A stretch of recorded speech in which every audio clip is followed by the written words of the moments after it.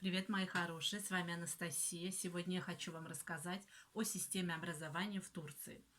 В Турции, мои хорошие, нету ясли-садиков. Мне это очень нравится с точки зрения психологии. Малыш должен начинать ходить в детский сад не раньше 3 лет. У малыша до 3 лет формируется нервная система, формируется иммунная система, и малыш всегда нуждается в мамке. Этот подход мне очень нравится. Так как я уже сказала, здесь ясли садиков не существует. Здесь садик начинается с 3 лет. Называется он крэш. Здесь нету никаких очередей, нету никаких платить деньги, лишь бы тебя взяли в садик. Мои хорошие, здесь очень все спокойно. Приходишь в крэш, в садик, в государственный, устраиваешь спокойненько своего ребенка. Но лично по моему опыту, когда я устраивала свою дочку, меня спросили, ходит ли мой ребенок в туалет. И если ваш ребенок не приучен к горшку, то его не возьмут в садик. Потом у них идет анеокул. Анеокул – это подготовка к школе, но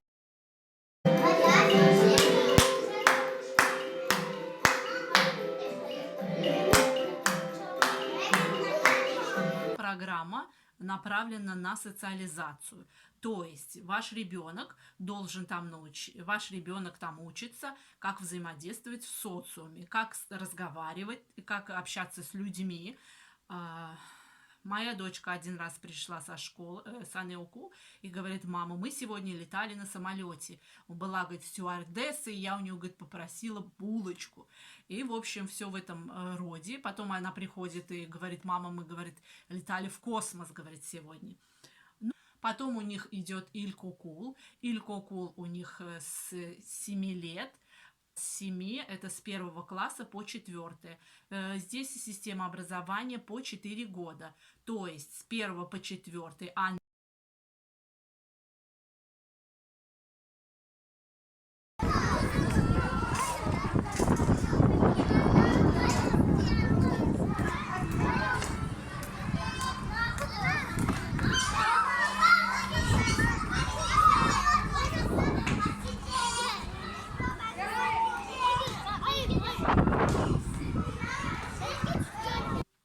с 4 по 8 Ортаукул, и с 8 по 12 класс, это как по-нашему, у них идет лицей, а потом уже университет.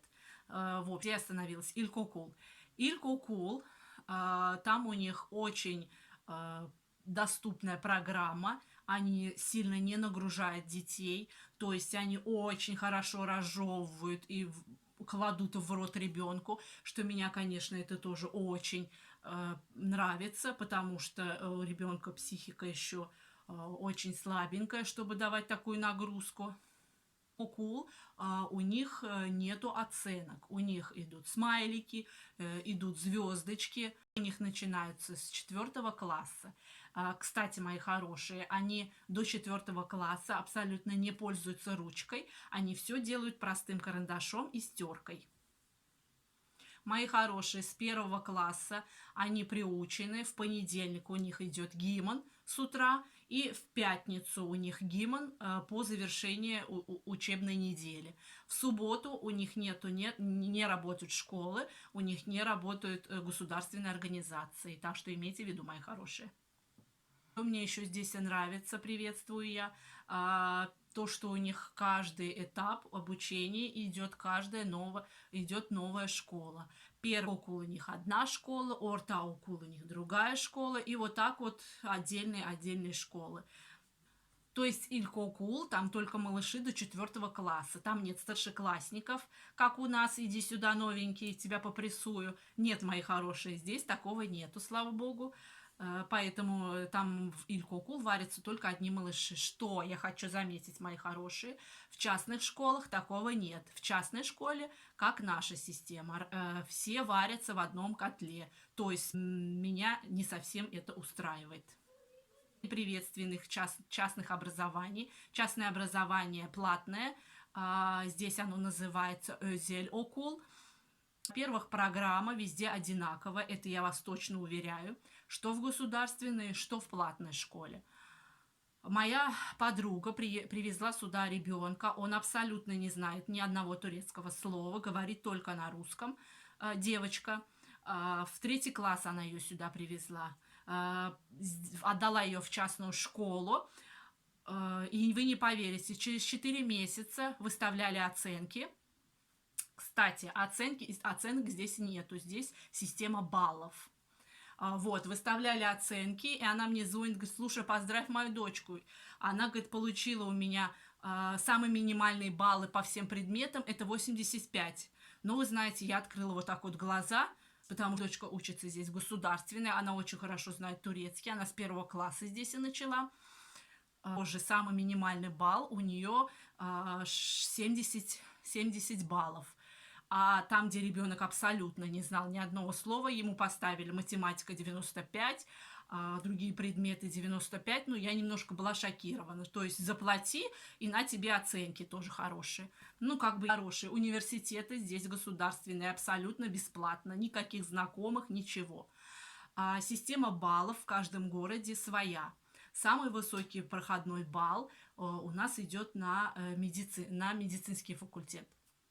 Коронавируса. У нас сейчас все школы закрыты, все детские сады закрыты. И в этом году, в принципе, наше обучение прошло по компьютеру, по интернету. То есть каждый день, 5 дней в неделю, у кого первая смена, у кого вторая, бедные детки сидят за этим компьютером. Ну, а что делать?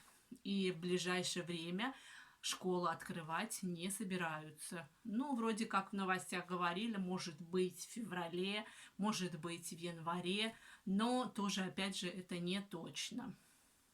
Мои хорошие, если вам было полезно это видео, ставьте лайки и подписывайтесь.